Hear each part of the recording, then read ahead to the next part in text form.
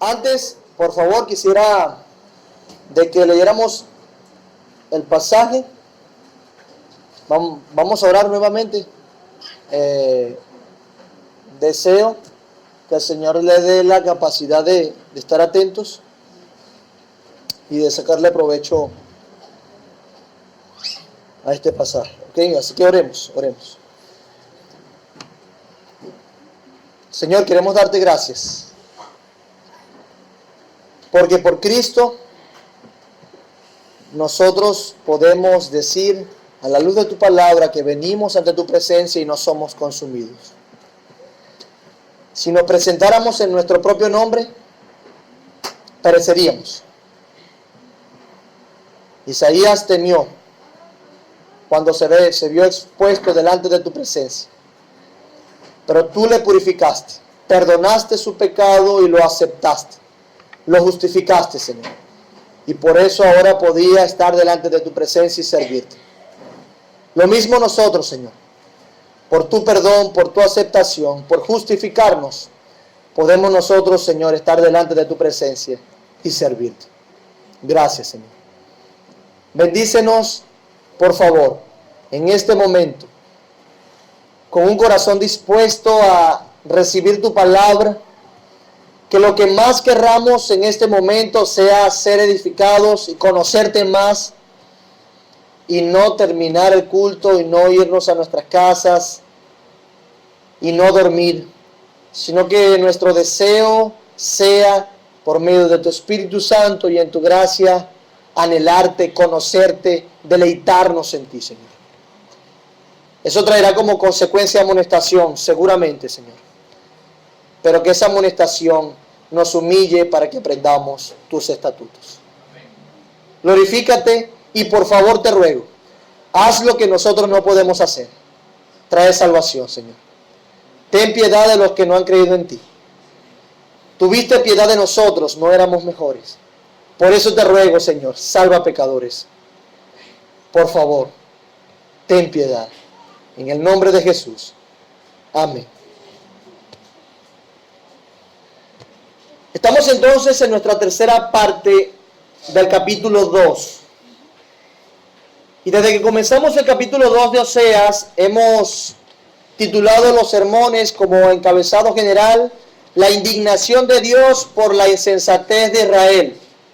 Vimos la primera, luego vimos la segunda y ahora vamos por la tercera.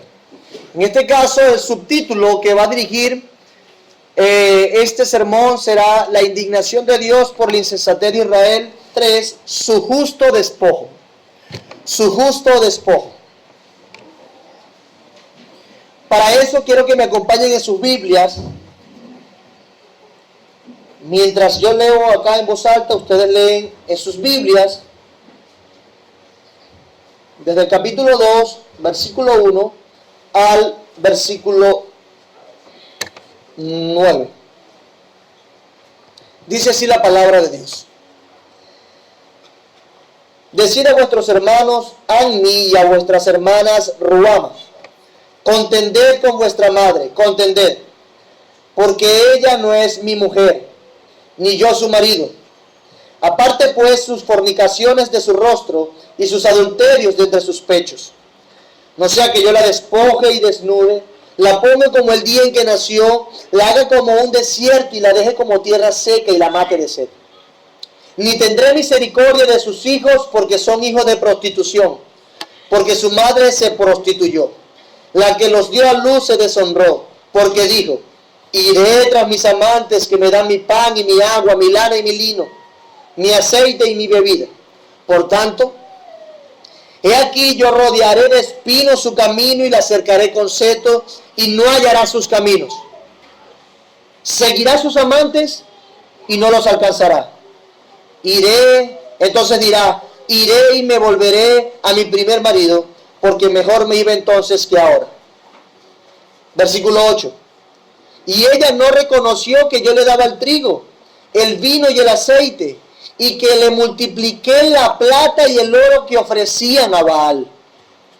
Por tanto, yo volveré y tomaré mi trigo a su tiempo y mi vino a su sazón, y quitaré mi lana y mi lino que había dado para cubrir su desnudez. Específicamente nos concentraremos hoy en los versículos 8 y 9. 8 y 9.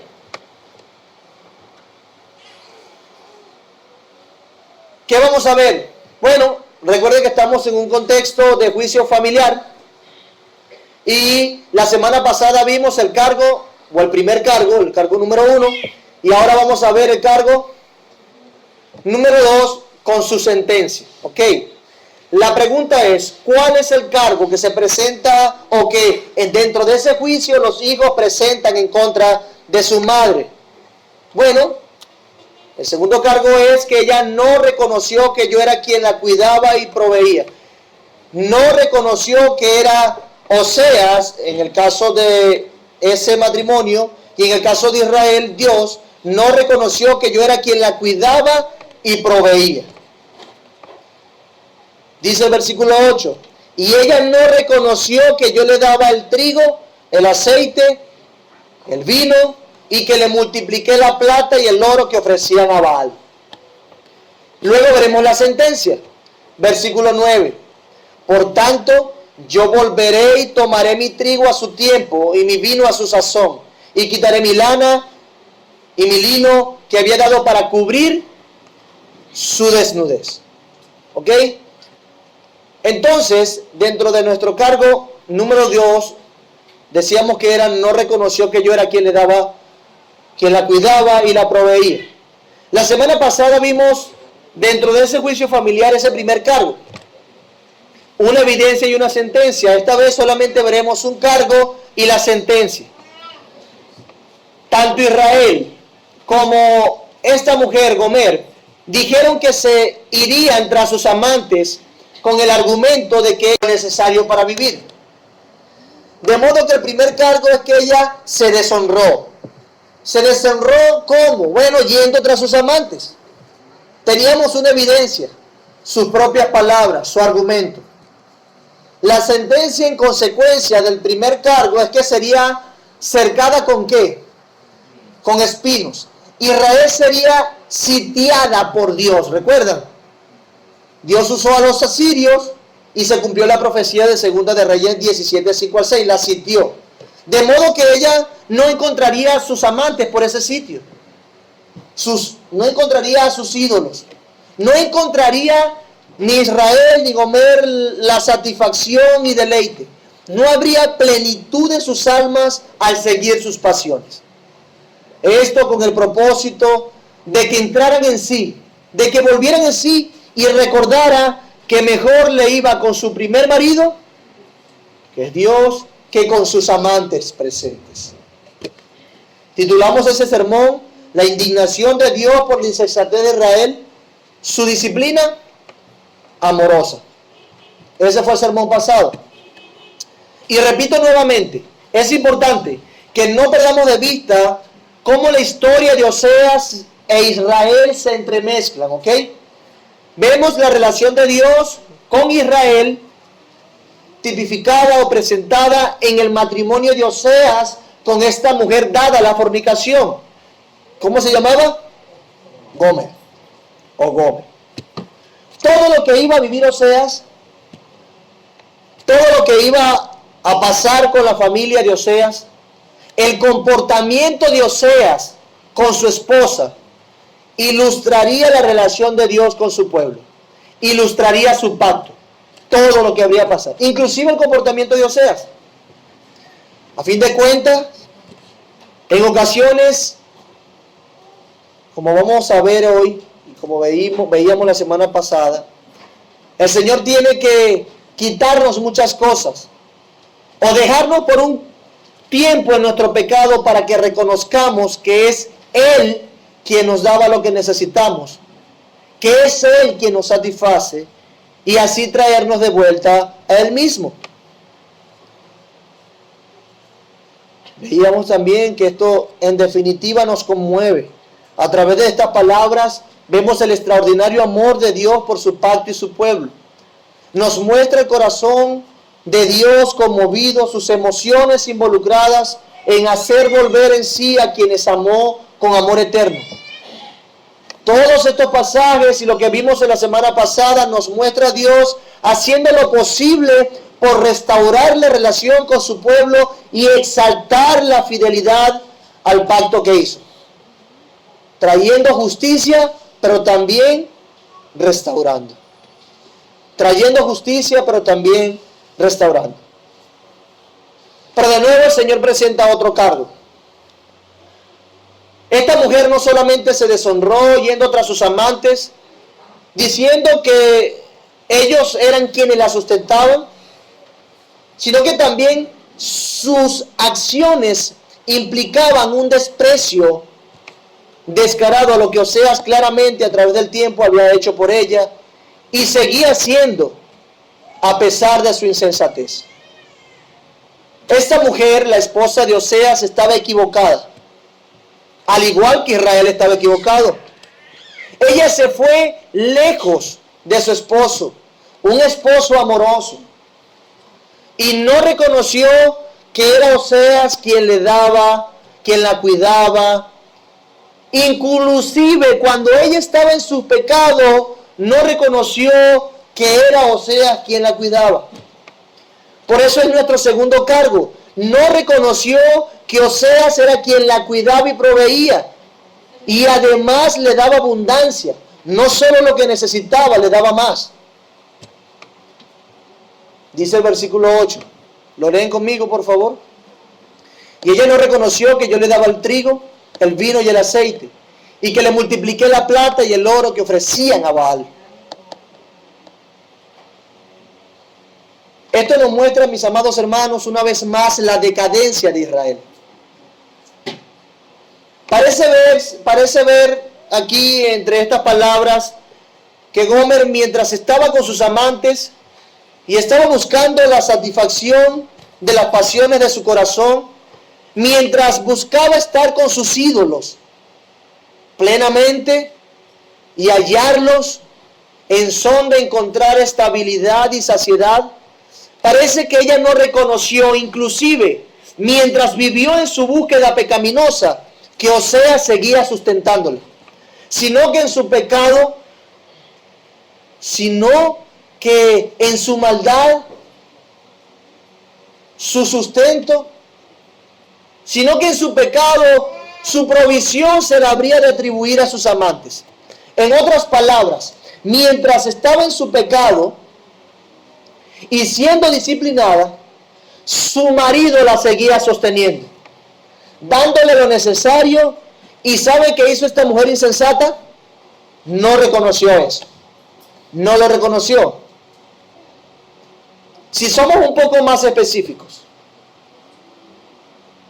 estamos en una situación de abandono de hogar, ¿recuerdan?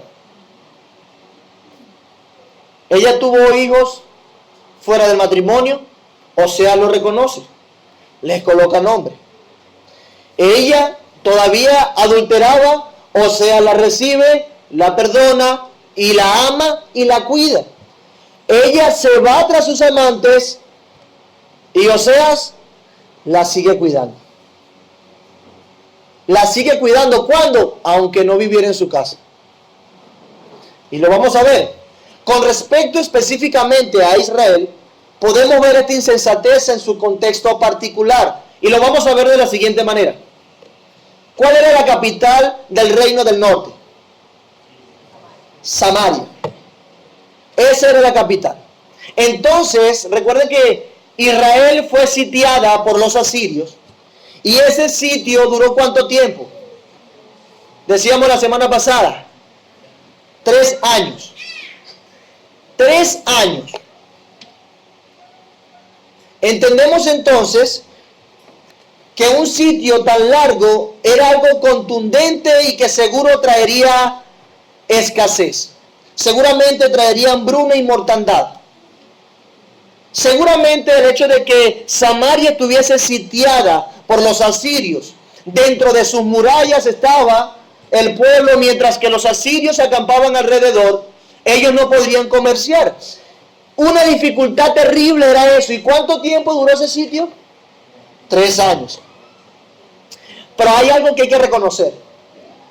Generalmente los sitios, o si que una ciudad fuese sitiada, no duraba tanto, pero ellos duraron mucho tiempo. Antes que fuera tomada completamente, fueron 3 largos años. Imagínense una ciudad sitiada que no puede hacer comercio, que no puede salir a buscar agua, que no puede salir a comerciar para alimentos, vestidos, cualquier otra cosa. Las cosas se ponen difíciles, por eso hablamos de hambruna, de mortandad, de escasez durante ese tiempo. Una capital como lo era Samaria. Imagine esa capital haciendo planes, pensando, métanse en la tragedia, ya han conquistado el resto de nuestro territorio, ahora quieren conquistarnos como nación y Asiria está alrededor de nosotros y si no hacemos algo perecemos. Entonces, ¿qué hace la capital del reino del norte? Lo que usted haría, pensar en cómo salir de esa situación. ¿Cómo hago? ¿Será que cabe un túnel? Pero imagínense pasar a toda la ciudad por un túnel. Pero el punto es que ellos estaban pensando en cómo salir de esa condición. Y una y otra vez apelan a sus costumbres. Apelan a sus costumbres. ¿Cuál era la costumbre de una ciudad en aquel tiempo que era sitiada? Si no puede valerse por su propia fuerza, busca ayuda ¿en dónde? En su Dios. En su Dios. Entonces veamos a Israel pensando cómo salir de esa condición y una y otra vez, en vez de orar al Señor, ¿a quién oraban? A Baal y a Astarot. Llevaban sacrificios. Imagínense ahora, como el único camino que tenían para ser librados de ese sitio, que era pedírselo a sus dioses. Toda una ciudad que está en medio de un campamento enemigo, buscando la manera de salir. Entonces, desesperados, sabiendo lo que ya había pasado, conociendo la tenacidad y la maldad del ejército asirio, haciendo lo posible por salir de esa condición. ¿Y qué hacían? Adoraban. Presentaban sacrificios. Le dedicaban el oro y la plata que Dios le había dado a Israel. Y la llevaban como ofrenda y quemaban sacrificio y adoraban. Y pasaban a sus hijos por fuego. Y nada, no pasaba nada. No eran librados. ¿Ustedes recuerdan cuando Elías compite con los sacerdotes de Baal? Cuando ellos estaban allí, al altar, que descendiera fuego, ellos hacían de todo. Se cortaban, cantaban más fuerte, bailaban, sacrificaban y nada que descendía fuego. Como era como una competencia, estaban desesperados por ganarle al Dios de Elías. ¿Y qué hacía Elías? Grita más, sí. Lo que quiero que veamos en ese punto es la desesperación de los sacerdotes, de los profetas de Baal, tratando de hacer algo para demostrar que Baal era Dios. Pero imagínense este pueblo ahora, pueblo profeta de Baal, porque creían en Baal, estando en una condición tan desesperada como esta, tratando de que Baal los librara de la mano de los asirios, de que los becerros los libraran de mano de los asirios. Cuánta adoración, cuánta pirueta, cuánta idolatría no habrán hecho dentro de la ciudad para que lo librara Baal. ¿Sí van conmigo? Entonces, una y otra vez, inclusive sabemos que dentro de sus costumbres estaban, de algunos de sus dioses, pasar sus hijos por fuego, presentarlos en ofrenda.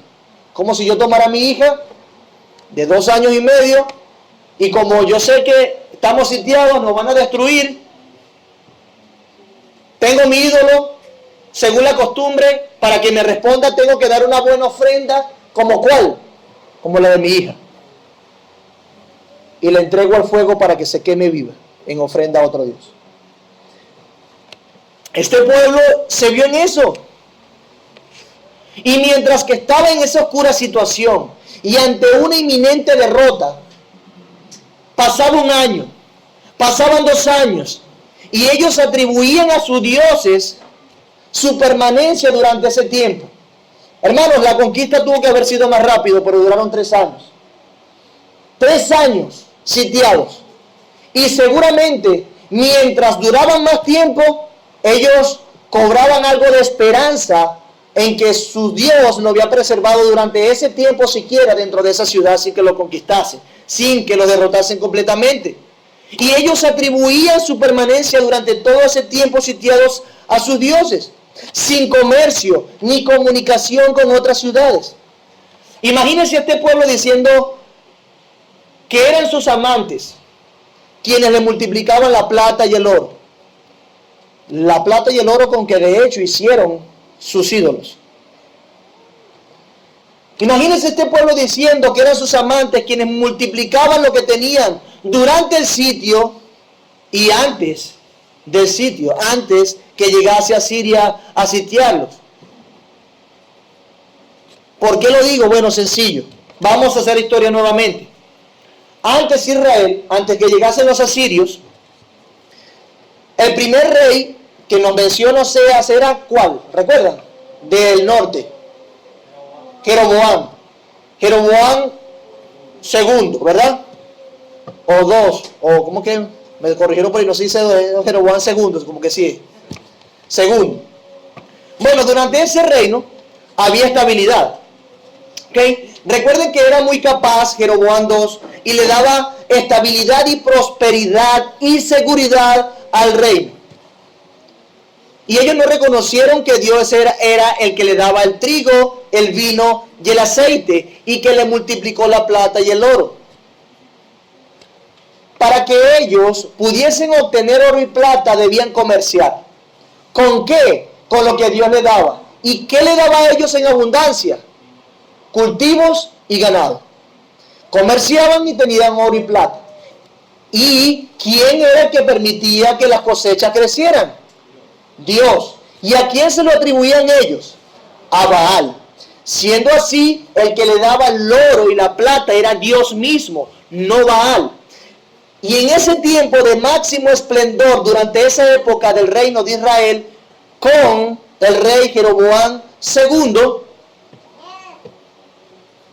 ellos ni siquiera vieron a Dios para agradecerle ni reconocer que Él era el que le daba lo que necesitaban, que Él era el que multiplicó la plata y el oro. Pero luego que Jeroboam muere y vienen otros reyes, tampoco lo hicieron. Y en una situación tan grave como estar sitiados, volvieron a hacer lo mismo. No reconocieron que de Dios venía su provisión y abundancia. No lo reconocieron. Dios dice arriba que los sitia o le pone una nación alrededor de ellos para conquistarla, de modo que se vuelvan. Pero ellos no hicieron eso en ese momento. Ellos más bien de mirar a Dios para que los librase, como hizo Judá más adelante, ellos siguieron poniendo sus ojos ¿en quién? En sus amantes, en sus ídolos, no en Dios. En medio de una situación tan difícil, ellos vieron fue a Baal.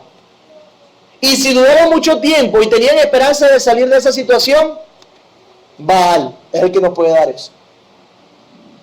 Eso fue lo que ellos hicieron. No reconocieron que de Dios venía su provisión antes y después de la situación difícil. No reconocieron que de Dios venía su abundancia, adorando con lo que Dios le había dado a otros dioses muertos. Dios le dio algo a ellos para que le rindieran culto a Él y ellos le rindieron culto a otro Dios. Eso es adulterio. Eso es engaño. Eso es insensatez. La insensatez de Israel. Vemos claramente la decadencia. En las buenas no veían a Dios. Y en las malas, ahora uno con esperanza de que vean a Dios tampoco. Eso es decadencia. Una vez más, Dios proveyendo en la situación difícil durante 3 años y ellos idolatrando. Mientras estaba en su prostitución, Dios le proveía. Porque ellos, cuando estaba Jeroboam II, no adoraban a Dios. Pero Dios le dio prosperidad, estabilidad y seguridad. Y ellos no lo reconocieron. Y una vez más estaba Dios allí, cuidando a Israel. Y eso mismo que se le daba a Israel, Israel se lo daba en adoración a Baal, en agradecimiento. Eso es grave y es triste. Ahora pensemos en Oseas. Pensemos en ese matrimonio. Y miren cómo se torna esto. Oseas seguía evidentemente cuidando y dándole lo que necesitaba para vivir a Gomer. Inclusive cuando ella abandonó el hogar. Ya lo dijimos. Y yo me imagino a Oseas y yo digo, de verdad que Oseas fue un esposo excepcional. Qué gran esposo fue Oseas.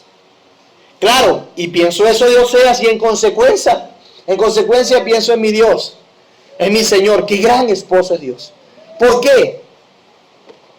Bueno, esta mujer no pudo apreciar, lo vimos en el caso de Israel, pero en el caso de Gomer, ella no pudo apreciar lo que tenía.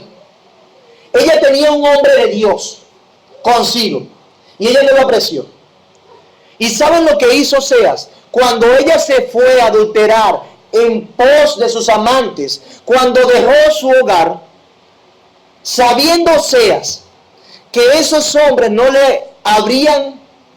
se habrían de ocupar de ella, él continuó cuidando a su esposa adúltera, siendo fiel al voto que había hecho. Pero ella no reconoció que era él, Oseas. No reconoció que era Oseas el que le daba el trigo, el vino y el aceite. Nosotros no sabemos cómo Oseas le hacía llegar las cosas a esta mujer, las cosas que ella necesitaba. Pero lo que nosotros hemos visto hasta ahora da a entender claramente que ella pensaba que las cosas que Oseas le daba se las proveían sus amantes. Entonces, se imagina Oseas yendo al mercado, encontrando al amante de su esposa y diciéndole a este hombre: yo sé que tú estás en mala situación, yo sé que no puedes cuidar a mi mujer, yo te pido que por favor le lleves esto de mi parte. Y entonces este hombre llega con lo que el mismo Oseas le da, llega a su casa con lino, con vino, con aceite, y se lo daba a Gomer como si él mismo hubiese traído ese regalo. Y esta mujer insensata se reguindaba de los hombros de este hombre que era su amante y lo besaba a darle gracias por su provisión abundante. ¿Usted se imagina el episodio? ¿Usted se imagina lo que eso implica? Llévaselo a mi mujer. Y él va, se lo da y ella le agradece a su amante. Esa es la imagen que quiere presentar Dios en esto. Ella no reconoció que era Dios que le daba y se lo atribuyó a sus amantes, cuando era Dios quien la sostenía, cuando en el caso de Oseas era Oseas que la sostenía. ¿Qué esposo era Oseas? Él cumplió sus votos, inclusive cuando ella no lo hizo. Nos parece increíble que una mujer haya sido tan insensata para abandonar un marido como Oseas.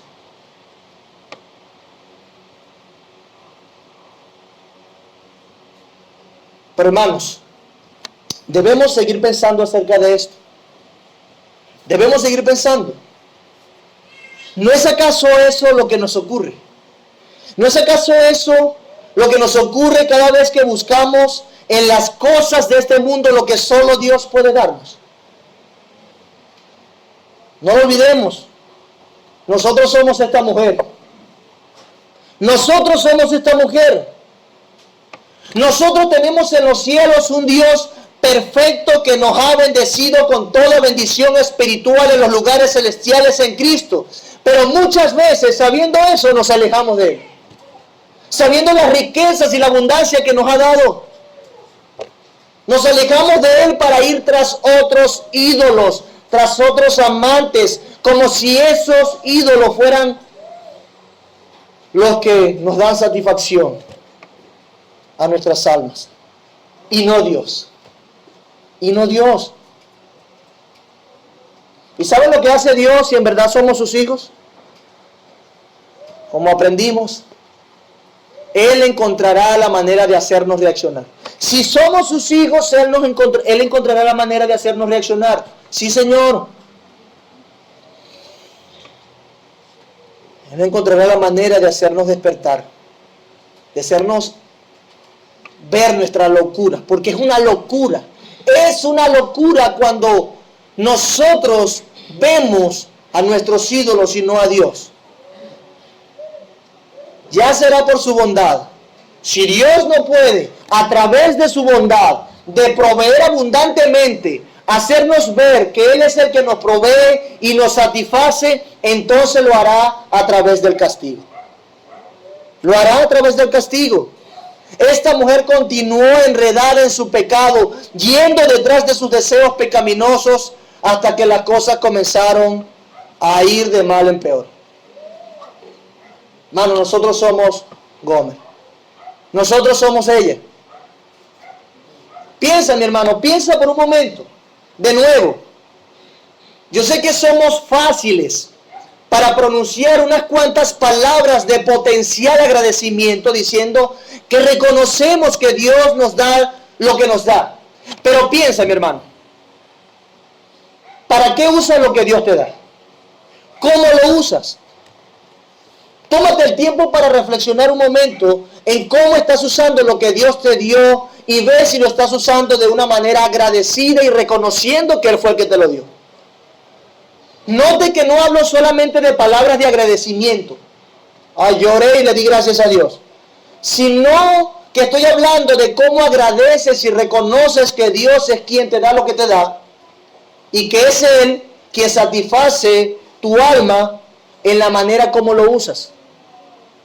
Cómo tú usas las cosas, no solamente de palabras, sino cómo las usas. Piensa en eso. ¿Eres agradecido en el uso de lo que Dios te ha dado? Inclusive, ¿eres agradecido sabiendo y reconociendo que Dios es quien te da lo que te da en tu manera de relacionarte con Él? Si tú entiendes que alguien que te provee, te sostiene y te cuida, siempre tiene ese favor contigo, ¿cómo sería tu relación con Él? Esposas pueden experimentar eso. Esposos pueden experimentar eso. Amigos pueden experimentar eso. ¿Cuánto me da? ¿Cuánto bien recibo? Mi relación con esa persona es íntima. ¿Y en relación con Dios cómo es? ¿Acaso no es Él el que te provee todo lo que tienes? Y entonces estás respondiendo en agradecimiento y en un verdadero reconocimiento de que Él es tu proveedor, tu sustentador, tu esposo amante, en el tipo de relación que tienes con Él. En cómo usas lo que tienes. ¿Qué estás haciendo? ¿Qué estás haciendo con eso?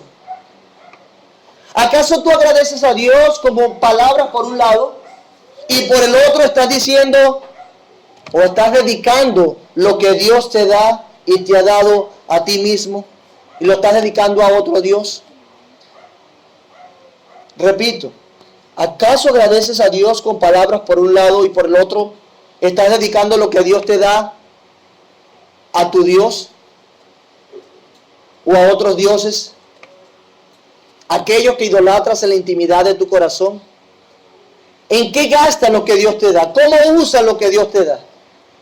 Tu tiempo en intimidad con Dios, en reflexión, en un pensamiento saturado de la gloria de Dios y de su palabra, lo inviertes así. ¿A quién le estás dando lo que Dios te da como una bendición y provisión?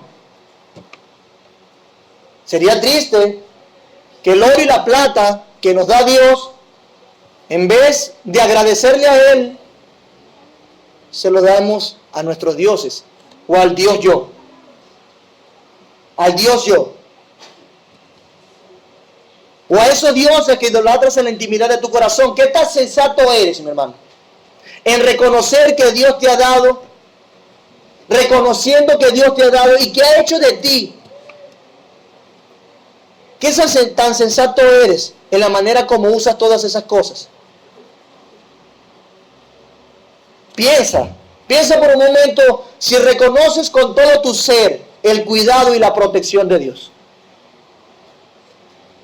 Lo reconoces con todo tu ser, no solamente con palabras, con todo tu ser.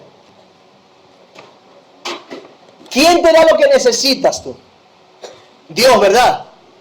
A través de diferentes medios, Dios te lo da. ¿A quién lo atribuyes? ¿A quién lo dedicas? Inclusive piensa en tus habilidades. Piensa, ¿qué está creciendo? ¿Tu orgullo? ¿Tu egoísmo? ¿Tus vanidades? ¿O está creciendo tu intimidad con Dios? ¿Tu devoción, el acercarte a Él? ¿Tu amor por los hermanos que Él también te dio? Podemos pensar hasta lo siguiente. ¿Qué está creciendo? ¿Solo tu cuenta bancaria o en concordancia con ella también está creciendo tu adoración y servicio a Dios a través de tus finanzas? Inclusive en eso podemos pensar. Y esto es interesante porque es como si Dios estuviera diciendo que mientras Él le proveía para que le sirvieran a Él, ellos servían a otros dioses con lo que Dios le daba. Y precisamente eso pasa con nosotros. Dios nos da y pretendemos servirnos a nosotros mismos o a otros dioses que nos quitan el tiempo, que nos quitan el corazón, en vez de dedicar todo lo que somos a Dios y reconocer que es Él el que nos da el vino, el lino, el aceite y hace que abunde nuestro oro y nuestra plata. Sí, mi amado hermano. Dios multiplicó la plata y el oro de Israel. No obstante, ellos se lo ofrecieron a otros como una ofrenda de reconocimiento, diciendo que Baal era su proveedor. Gracias, Baal. O al Dios trabajo. Gracias, trabajo. Porque si yo no trabajo, a mí Dios no me va a dar nada. Dios usa el trabajo como un medio. Y a fin de cuentas, Dios te lo está dando. Tú simplemente eres administrador de lo que Dios te ha dado. Pregúntate, ¿qué tan dispuesto estás para desprenderte de lo que Dios te ha dado? Pero que por mucho tiempo. Por tanto, yo volveré y tomaré mi trigo a su tiempo y mi vino a su sazón y quitaré mi lana y mi lino que había dado para cubrir su desnudez.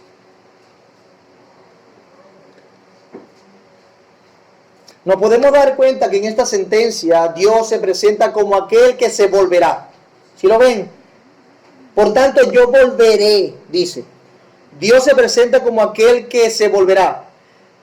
Esta expresión aquí comunica un retorno a castigar. Son palabras de juicio.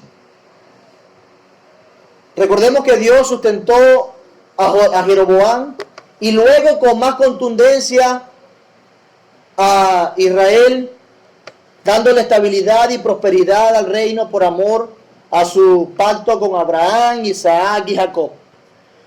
Eso duró un par de años más hasta que la decadencia del reino del norte se pronunció más y más. Pero ahora, en vez de dar abundancia, Dios trató de a través de la bondad hacer volver a su pueblo por amor a su pacto con Abraham, Isaac y Jacob. Pero ahora Dios volverá y tomará todo lo que representaba esa prosperidad y estabilidad de Israel. Era el Señor quien le daba todas estas cosas. Y una vez más vemos que por medio de Moisés dijo Dios en Deuteronomio 11:14. Búsquelo allí para que lo lea conmigo. Deuteronomio 11:14.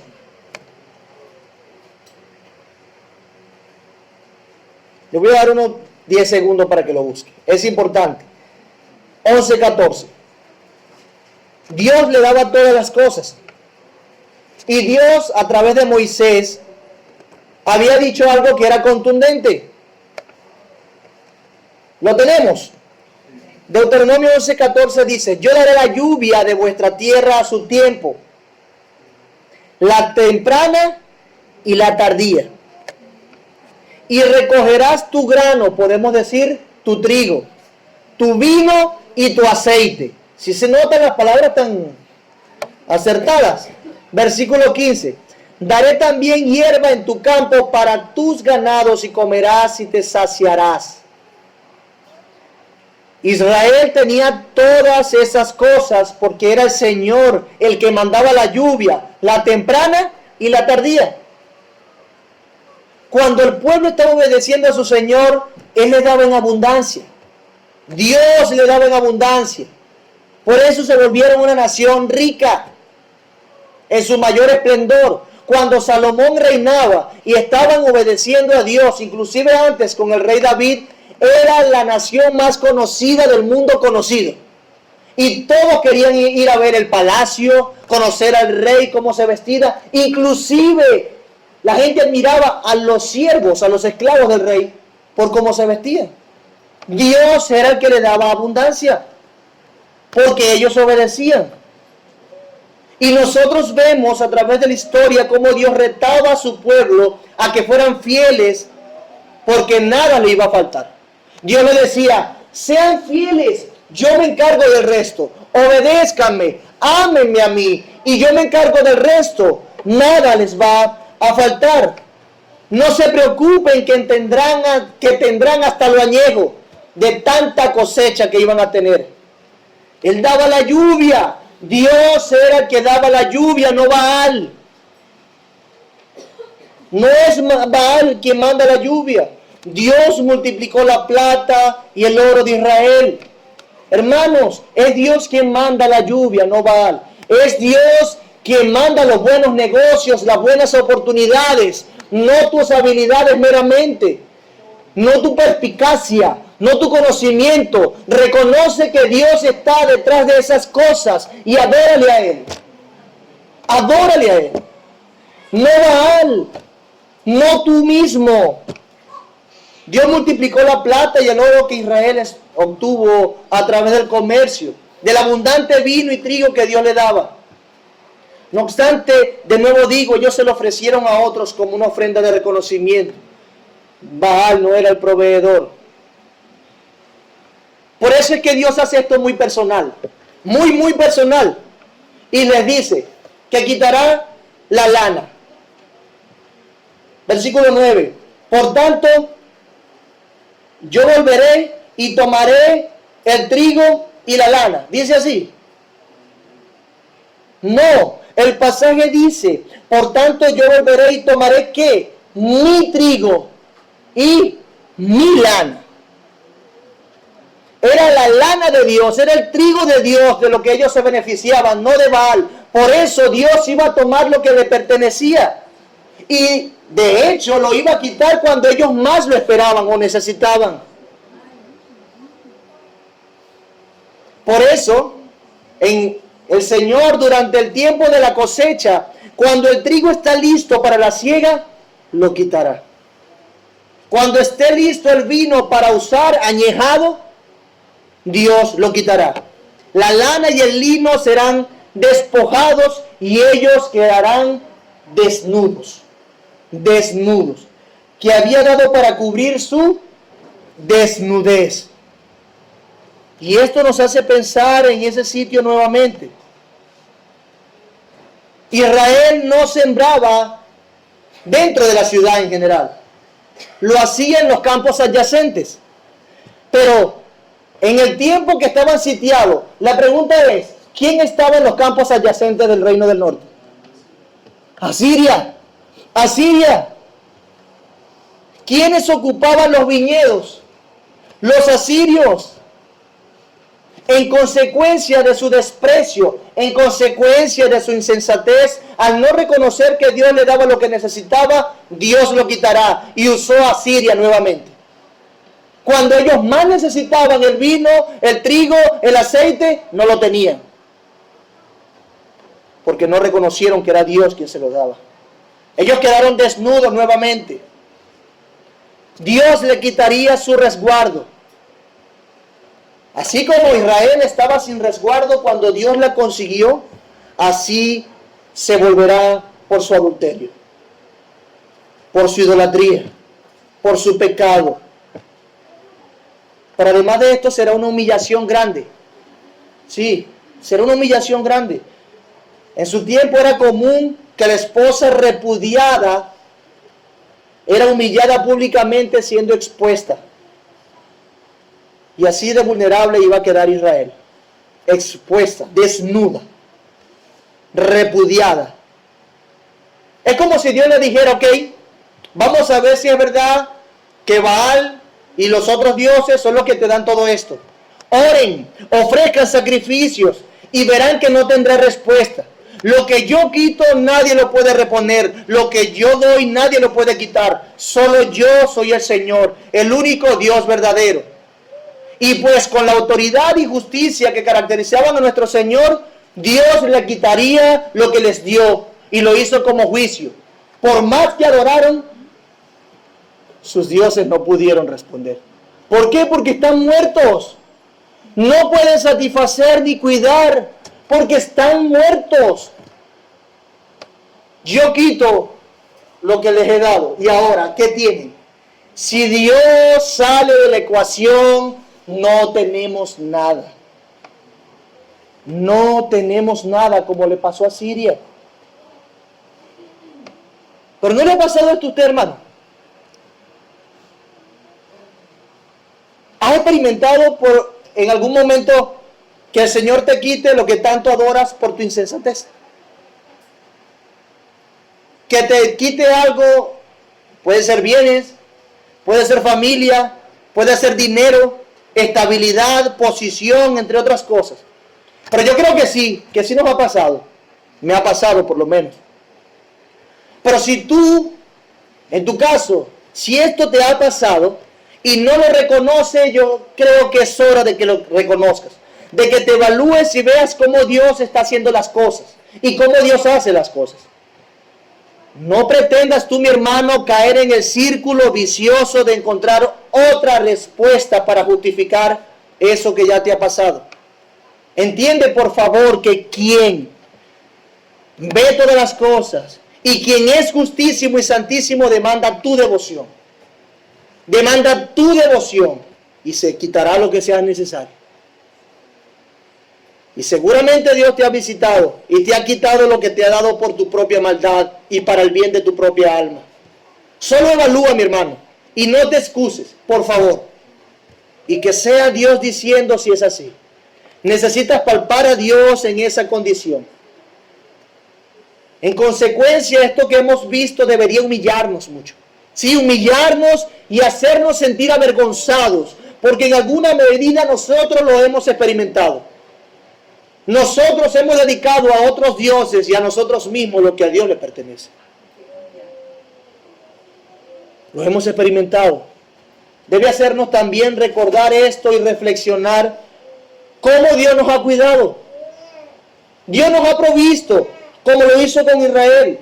Dios se ha hecho palpable, Dios se ha hecho amoroso en nuestra vida, pero le hemos despreciado. Inclusive cuando hemos estado en nuestros círculos pecaminosos, que tú lo conoces, Dios te ha seguido proveyendo. Deberíamos entonces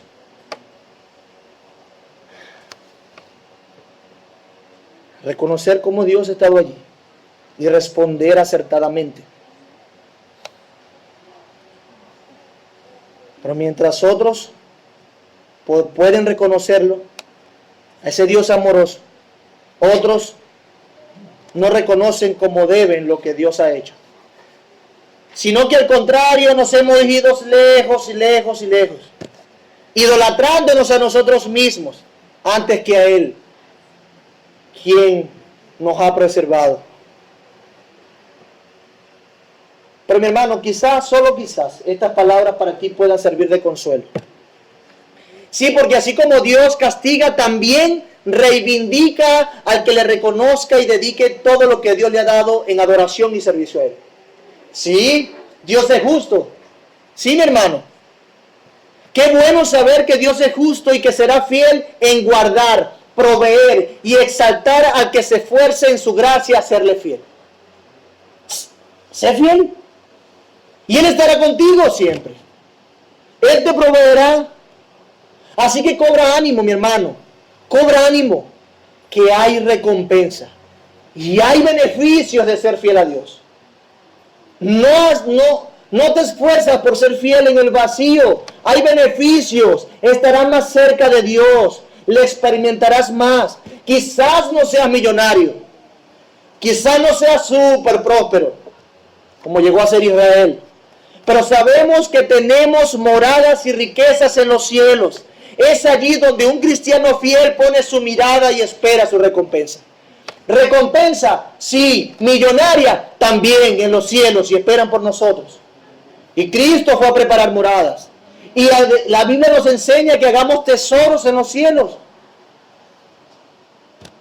Que hagamos tesoros allá, o sea que son bastantes tesoros. Tengamos fe y pongamos nuestra esperanza allá, mi amado hermano. Ahora, mi amigo, tú que no conoces al Señor, amigo, ¿sabes? Inclusive en tu maldad, despreciando a Dios, el Señor te ha preservado. Te ha sustentado. Todo lo que tú tienes y eres es porque Dios le ha placido que lo tengas. Esa es la verdad. Definitivamente Dios se ha revelado a ti en tu vida a través de lo que ha hecho a tu alrededor y de lo que ha hecho contigo mismo. Dios se ha revelado a ti. Tú sabes que Dios se ha revelado a ti. Si tú no estás muerto, mi amigo, es porque Dios no quiere que tú estés muerto. Tú no estás peor porque Dios no quiere que tú estés peor. Sí, así que hasta este momento Dios te ha dado la posibilidad de ver eso. Y hoy específicamente Dios se ha revelado muy claramente a ti. Pero permíteme dar más luz acerca de Dios. Habrá un momento, como le pasó a Israel, donde Dios no solamente quitará la provisión a su tiempo, sino que también quitará toda posibilidad de volverse a Él. Sí, no habrá más oportunidad. Pero es que su testimonio ahora ha sido tan contundente que no existirá excusa para ti. No habrá excusa. Y ese momento será cuando Cristo, el Señor, vuelva a juzgar. El Señor Jesús va a juzgar, seguramente que sí. Y allí no habrá vuelta atrás. Mi amado amigo, escúchame por favor. Dios está dispuesto a perdonar. Dios está dispuesto a perdonar. Tú no has reconocido a Dios como Él demanda durante todo este tiempo. Tú has despreciado a Dios y has sido hostil y te has puesto contra Dios. Le has rechazado, reconoce eso. Quizás dices tú en palabras que buscas a Dios, pero tus frutos, ¿qué dicen? Tus hechos, tu vida, ¿se la dedicas a Dios tu vida? Mi amado amigo, eso es lo que Él demanda de ti, toda tu vida. Dios demanda que te vuelvas a Él completamente, que reconozcas tus maldades, reconoce tu maldad. Y si lo haces, Él te perdonará en Jesús. Tú solamente, mi amado amigo, podrás justificarte delante de Dios a través de Cristo, no a través de ti mismo. Tú no podrás solo, ni siquiera teniendo una vida perfecta a partir de ahora. No puedes.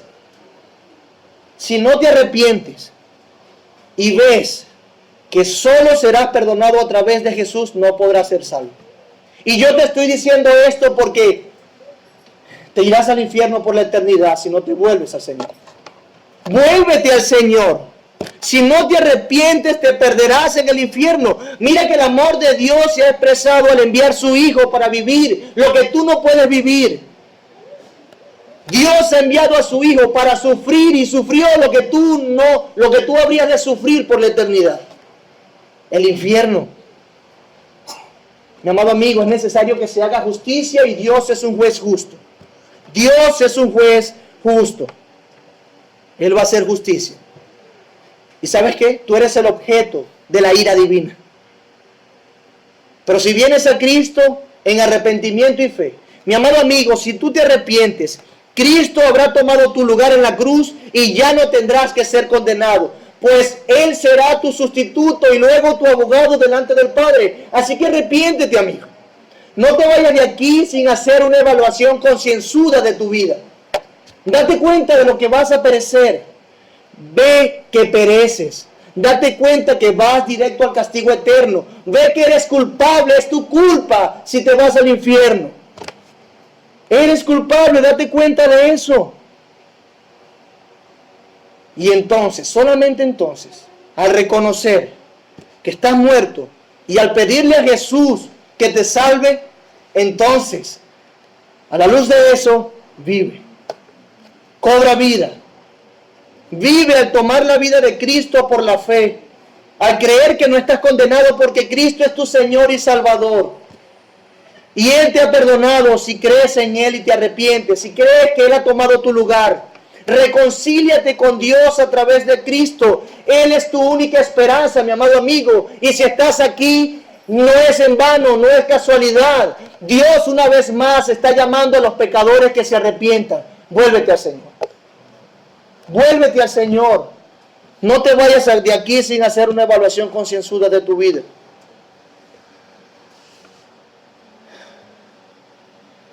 Y también, mis hermanos, Cristo volverá a juzgar. Así como dijo Dios en este pasaje, volveré y tomaré mi trigo a su tiempo y el vino a su sazón. Nuestras obras serán juzgadas, sí, la de los cristianos, la de los creyentes serán juzgadas. Entonces procura presentarte a Dios, mi hermano, como un obrero que no tiene de qué avergonzarse. Y sé fiel, reconociendo en todos tus caminos a Dios. Y no atribuyas lo que eres, lo que tienes o cualquier otra cosa que Dios te haya dado, no lo atribuyas a ti mismo ni a tus dioses. Agradece a Dios y dedícate a Él.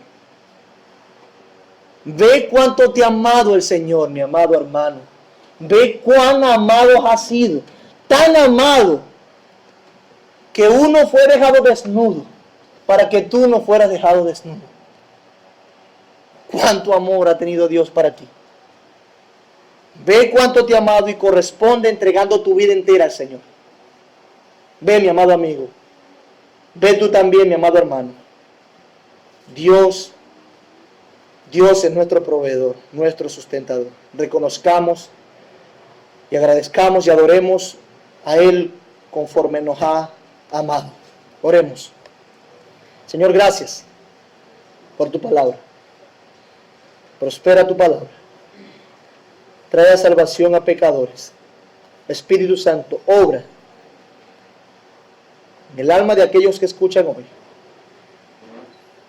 En el alma de aquellos que no han creído en ti. Trae vida, te ruego. Convence de pecado, justicia y juicio. Y a mis hermanos y a mí te ruego